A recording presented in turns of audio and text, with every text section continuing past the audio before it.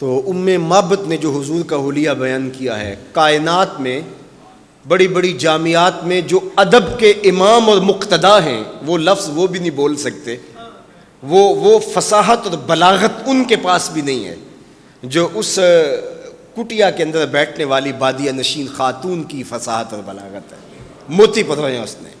لیکن اس سے قبل ایک اور کہانی سن لیجئے، اور میری گفتگو آج کی اپنے اختتام کی طرف بڑھتی ہے۔ جامع بن شداد روایت کرتے ہیں کہ ایک دن حضور سیر کرتے کرتے مدینۃ المنورہ سے باہر کسی چراگاہ میں تشریف لے گئے۔ وہاں ایک قافلے نے پڑاؤ کیا ہوا تھا، تو ان کے سرخ رنگ کے اونٹ چل رہے تھے۔ ایک اونٹ حضور کو پسند آ گیا۔ اگر آپ تاریخ عرب سے واقفیت رکھتے ہوں تو عرب میں جو سرخ رنگ کا اونٹ ہوتا ہے وہ سب سے زیادہ قیمتی اور ان کو سب سے زیادہ اچھا دکھائی دیتا ہے، اور اس کی وہ قیمت بھی زیادہ لیتے ہیں۔ تو سرخ رنگ کا اونٹ عربوں میں بڑا جو ہے وہ معروف ہوتا ہے، اور اس کی طرف رغبت بہت ساری ہوتی ہے۔ تو وہ اونٹ حضور کو پسند آ گیا۔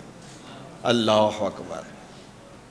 اور خوش بخت وہ جگہ جہاں حضور تشریف لے گئے، اور خوش بخت وہ جگہیں جہاں حضور کسی زمانے میں بکریاں چرایا کرتے تھے۔ اللہ پاگ جاگ پیو نہ ٹبیاں دے، میرے حضور کی بلا عالم خواجہ محمد یعقوب مصطفی رحمۃ اللہ تعالیٰ علیہ، وہ سید المرسلین 4 جلدوں میں حضور کی سیرت کی کتاب ہے نظم میں، تو اس میں وہ حضور کی بکریاں چرانے کے واقعہ پر گفتگو کرتے ہوئے بولے، پاگ جاگ پیو نہ ٹبیاں دے، جتے سونا بکریاں چاردا سی۔ خوش نصیب وہ چراگاہیں، خوش نصیب وہ گلیاں، وہ بازار، وہ کوچہ، وہ دیوار و در، اللہ اکبر، جنہیں حضور سے نسبت ہوئی۔ تو حضور اس چراگاہ میں تشریف لے گئے، تو آقا کریم علیہ الصلوۃ والسلام کو سرخ رنگ کا اونٹ پسند آ گیا، اس کے بخت کے حضور کو پسند آ گیا۔ تو حضور نے ان سے کہا کہ یہ اونٹ بیچتے ہو؟ انہوں نے بیچنا تھا یا نہیں بیچنا تھا؟ حضور نے پوچھا تو کہا جی بیچتے ہیں۔ یا پھر مجھے اپنے شیخ یاد آئے، وہ کہتے ہیں میں دل ویچاں میں جگر ویچاں جے پیارا محمد آ جاوے، میں دل ویچاں میں جگر ویچاں۔ لوگوں نے سمجھا ہے یہ مسلمان ایسے ہی ہیں، یہ حضور کے نام پہ سب کچھ قربان کر کے کہتے ہیں حق تو یہ تھا کہ حق ادا نہ ہوا، تمہارے کردار پہ تھو۔ دنیا کو سبق دیتے ہیں آزادی اظہار کا۔ یہ آزادی اظہار ہے کہ کسی کے عقیدت کے مرکز پہ دعویٰ بول دیا جائے؟ ہماری زندگی کی ایک ایک سانس حضور کے لیے ہے، ہم جیتے بھی حضور کے لیے، ہم مرتے بھی حضور کے لیے۔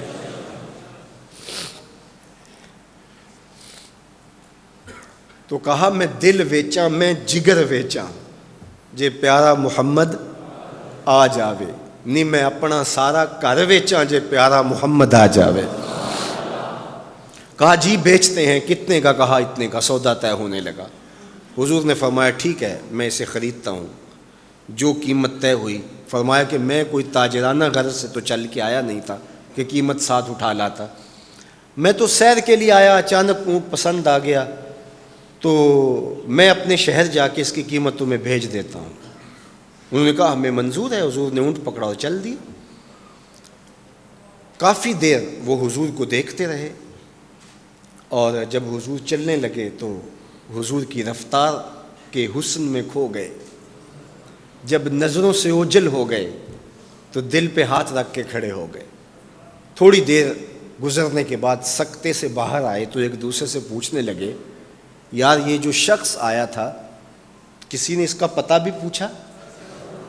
کسی کو ادھار سودا دیا جاتا ہے تو آپ اسے جانتے ہوتے ہیں تبھی دیتے ہیں نا، یا درمیان میں کوئی ضامن ہو، یا پھر وہ کوئی شے گروی رکھ دے تو اس کے عوض میں آپ سودا دے دیتے ہیں، اور نقد دیں تو آپ کو ان چیزوں کی ضرورت نہیں ہوتی۔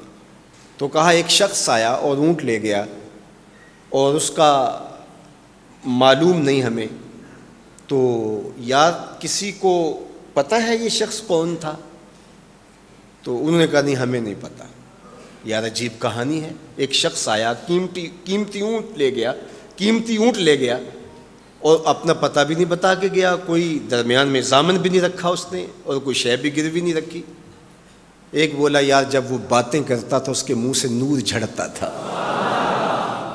میں تو اس کے چہرے کو دیکھتا رہ گیا. اذا سر استنار وجہہ, اس کے چہرے کی شعاؤں سے نور نکلتا تھا. دوسرا بولا یار جب وہ مسکراتا تھا تو میں تو اس کی مسکراہٹ میں ہی کھو گیا. ایک نے کہا اذا تکلم رؤیا کالنور یخرج من بین ثنایاہ, جب وہ بات کرتا تھا منہ سے چھن چھن نور کی کرنیں نکلتی تھی. اللہ اکبر. ایک کہا یار میں تو اس کی زلفوں کے پیچ و خم میں کھو گیا. اللہ اکبر. میں تو اس کی زلفیں ہی دیکھتا رہ گیا. ایک کہنے لگا یار میں تو اس کی آنکھوں میں ڈوب گیا. کیا خوب سجن دیاں اکھیاں نے, کیا خوب سجن دیاں اکھیاں نے, جویں پر کے سرائیاں رکھیاں نے. تو اجے میرا یار نہیں ڈٹھا, جنوں ویکھ کے چن شرماوے.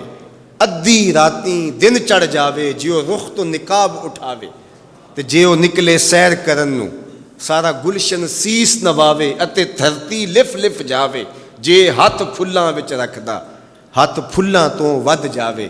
نین نشیلے مست رسیلے وچ سونا کجل سہاوے. اکھ اگڑے تے انج پیا جاپے, جویں میں خانہ کھل جاوے. تے جے او کھولے پیچ زلف دے اتے راہی راہ پل جاوے. توبہ توبہ حسن سجن دا چال نہ چلی جاوے. بجلی ڈردی لشک نہ مارے, متا بے ادبی ہو جاوے. علم خدا نے اینا دتا عقلاں وچ نہ آوے. عقل خدا نے اینی دتی علماں وچ نہ آوے. کی اعجاز نظر وچ او دی, جو آوے وک جاوے. خلق او دے نے مولئی دنیا, کوئی ورلائی جان بچاوے. آزم ایڈا سونا ماہی سانو کدرے نظر نہ آوے.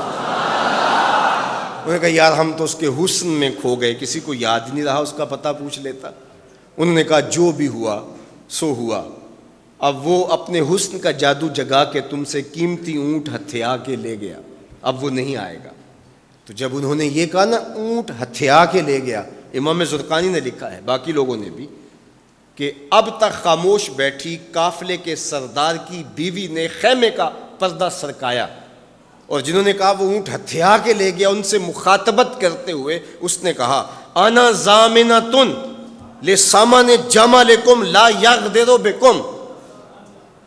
اگر وہ پیسے دینے نہ آیا تو میں ضامنہ ہوں, مجھ سے پیسے لے لینا.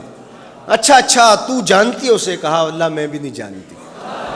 تو کہا پھر ضمانت کیسے دے رہی ہو؟ کہا جب تم سودا کر رہے تھے میں نے خیمے کی اوٹ سے اس کا چہرہ دیکھا تھا, اور جس کا چہرہ اتنا سونا ہو وہ جھوٹا ہو ہی نہیں سکتا ہے.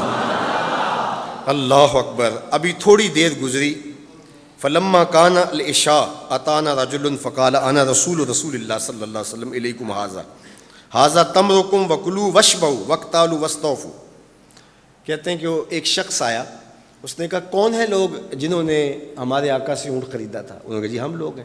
کہا یہ کھجوریں حضور نے تمہاری ضیافت کے لیے بھیجی ہیں, اور ان کھجوروں سے اپنی قیمت پوری کر لو. انہوں نے کہا کہ ہم قیمت کیا لیں گے, خود بک گئے, تیری تک کے ادامہ میں مرید ہو گئے, ہمیں بتا وہ پیارا رہتا کہاں ہے. تو انہوں نے کہا وہ جو نخلستان نظر آ رہا ہے, اور کھجوروں کے جھنڈ دکھائی دے رہے ہیں, یہی ڈیرا ہے اس مدنی ماہی کا. تو سارا قبیلہ وہاں سے اٹھا, وفد طارق کے نام سے اس کی شہرت ہے, اور حضور کے قدموں میں گیا اور حضور کے ہاتھوں میں ہاتھ دے کے اسلام قبول کر لیا. اللہ نے اپنے محبوب کا چہرہ ہی ایسا بنا دیا, دیکھنے والے کہا کرتے ہیں اللہ اللہ, یاد آتا ہے خدا دیکھ کے صورت تیری. وہ صورت کتنی حسین تھی, وہ کتنی جمیل تھی. انشاءاللہ اللہ نے چاہا تو بڑی بیتابی سے مجھے بھی انتظار ہے کہ میں ام معبد کی زبان سے نکلے ہوئے ان کلمات کو آپ کے سامنے رکھوں. اس بادیہ نشین خاتون نے کس طرح موتی پروئے اور کس طرح حضور کا حسن بیان کیا. انشاءاللہ کل دوبارہ آپ سے بات ہوگی تو آپ کے لیے جو تحفہ ہے وہ ام معبد کے کہے گئے وہ کلمات نور ہیں جو حضور کے جمال اور حسن پر انہوں نے کہے. وصلی اللہ تعالی علی النبی الامین وآلہ وصحبہ اجمعین.